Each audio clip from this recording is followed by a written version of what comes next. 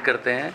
इसका जो मकसद है वो ये है कि हम हमारे मरीज़ों को और उनके रिलेटिव्स को, उनके और बाकी फ्रेंड्स को, सब दुनिया को ये बता सकें इस बीमारी के बारे में, जो कि स्नोरिंग और ऑब्स्ट्रक्टिव स्लीप एपनिया है। कि जो लोग रात को खर्राटे लेते हैं उनको एक बीमारी होती है जिसमें उनका रात को सोते सोते सांस बंद हो जाता है, जिसको ऑब्स्ट्रक्टिव स्लीप एपनिया कहते हैं। और इस बीमारी के बहुत सारे लक्षण हैं और इसकी बहुत सारी इसका इफ़ेक्ट है कि जो कि पेशेंट को आगे जाके बहुत घातक और ख़तरनाक बीमारियां उनको हो सकती हैं। अगर हम बच्चों की बात करें तो बच्चों में जो बच्चे रात को मुंह खोलकर सोते हैं और स्नोर करते हैं उनको ये बीमारी हो सकती है, जिसको हम ऑब्स्ट्रक्टिव स्लीप एपनिया कहते हैं। और ये बीमारी मोस्टली टॉन्सिल और एडिनॉइड की वजह से होती है और इसका इलाज सर्जरी है। जो बच्चे मेडिकल मैनेजमेंट के बाद नहीं इम्प्रूव होते या दवाई से नहीं इम्प्रूव होते 4-6 हफ्ते में, तो उनको हम ये सर्जरी करते हैं और इससे बिल्कुल वो बच्चे ठीक हो जाते हैं और आगे जाके उनको अडल्टहुड में ये बीमारी नहीं होती है। ये तो हो गया बच्चों के लिए। और एडल्ट्स में जो लोग रात को खर्राटे लेते हैं उन लोगों को दिन में नेक्स्ट डे मॉर्निंग या अगले दिन जिनको बहुत नींद आती है या दिन में एक्सेसिव नींद, कहीं भी बैठे बैठे सो जाते हैं, ट्रैवल करते सो जाते हैं, टीवी देखते, सिनेमा देखते सो जाते हैं, या कुछ लोग जो ड्राइव करते हैं उनको ड्राइव करते करते नींद आ जाती है और एक्सीडेंट होने का खतरा है। 25% जो एक्सीडेंट्स हैं वो ऑब्स्ट्रक्टिव स्लीप एपनिया की वजह से होते हैं, मतलब उस नींद लगने की वजह से होते हैं।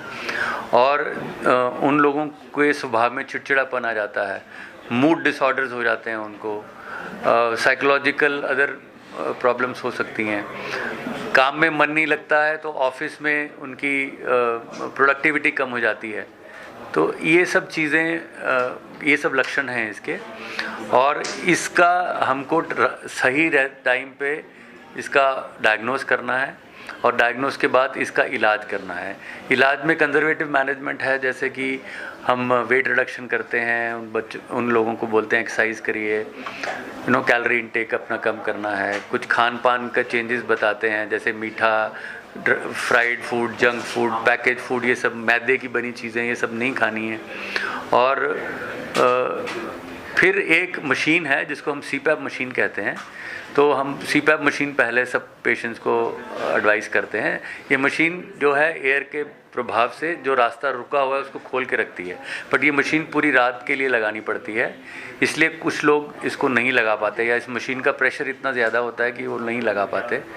और उन मरीज़ों के लिए फिर हम आगे उनके और टेस्ट करके कहाँ पे कौन सी सर्जरी कर सकते हैं उसके हिसाब से फिर उनको सर्जरीज करते हैं, जो कि नोज़ से लेके, तालुए से लेके, जीभ के पिछले हिस्से से लेके लारिंक्स तक 4-5 जगह पे इनका इफ़ेक्ट हो सकता है और उसके हिसाब से देख के सर्जरी प्लान करते हैं। हर पेशेंट के लिए अलग अलग तरह की सर्जरी होती है, कोई एक फिक्स सर्जरी नहीं कि यही सर्जरी होगी सबके लिए।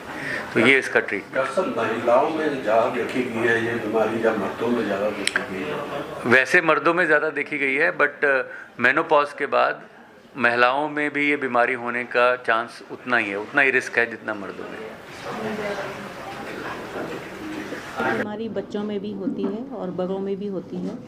बच्चों में इस बीमारी का मेन कारण है एडिनॉइड और टॉन्सिल्स, जो कि सांस के रास्ते में रुकावट करते हैं। और ये बच्चे खर्राटे लेते हैं रात को सोते हुए, बीच बीच में खर्राटे आने के साथ साथ इनकी नींद भी खुल जाती है, क्योंकि सडनली चोकिंग हो सकती है सांस के रास्ता बंद होने से।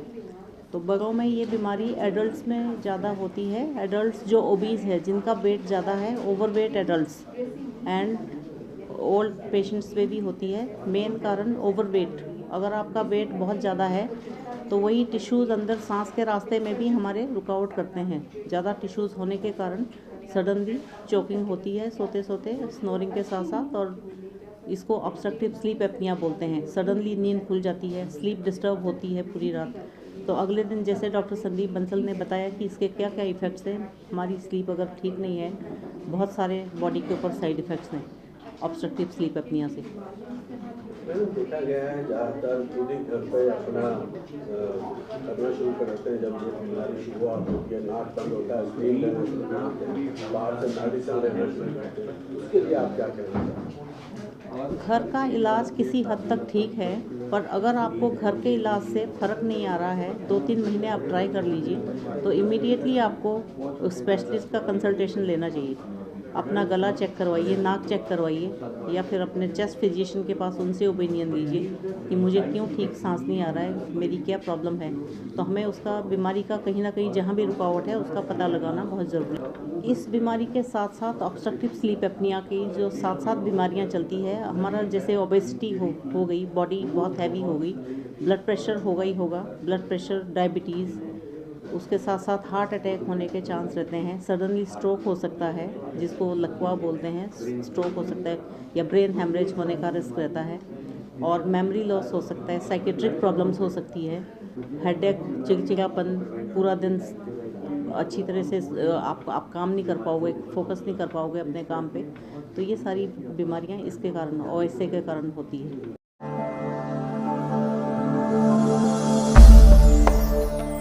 भगवान का नाम और ध्यान घर में रहेगा हर वक्त, सकारात्मक प्रभाव। वेदाक्ष